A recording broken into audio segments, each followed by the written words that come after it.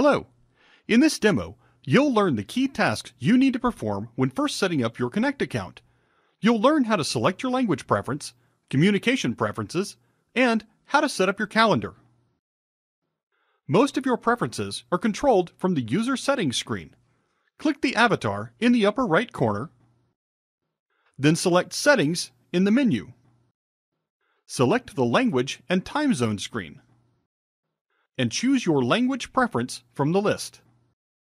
Once you click Save, Connect will apply your choice, translating to the language you selected.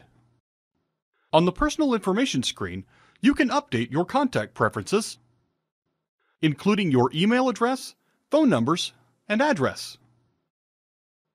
At the bottom of the screen, you can update the start of day and end of day to reflect your normal start and end times. Updating this will aid the functionality of the calendar later. Certain fields, such as your name, can only be updated by an administrator. You'll receive a warning if you try to change them. Selecting Email Notifications under the Chatter menu opens the Chatter Email Settings screen. From here, you can choose which emails, if any, you want to receive based on specific Chatter activity. Next, we'll look at some specific tasks you'll need to complete for your initial calendar setup. Click the Calendar tab. Initially, your calendar will display only your non-sales appointments. To view your sales appointments, you'll need to add an additional calendar. Click the setting icon, then choose New Calendar from the menu. In the Create Calendar pop-up, choose the type of object on which the calendar will be based.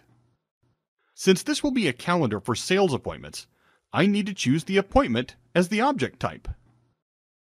Click Next to start Step 2. Next, tell the calendar what fields to use to determine the start and end time for the calendar object. There are many options available. However, since this is an appointment, I want to select the start time and the end time as my calendar object start and end time.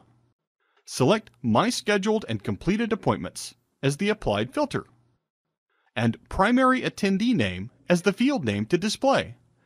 This ensures the related account is shown on the time block in the calendar view. Finally, click Save to create the new calendar. Back on the calendar page, I now see the new calendar in the list of my calendars. The new calendar will display in a different color, allowing for easy identification of sales appointments versus other types of appointments. You may change this color to whatever you prefer. To do so, I'll open the menu for the calendar and select a custom color to make my sales appointments stand out. This concludes the Getting Started demo. You now know how to select your preferences for language, communication, and contact. You also know how to customize your calendar to display your sales appointments.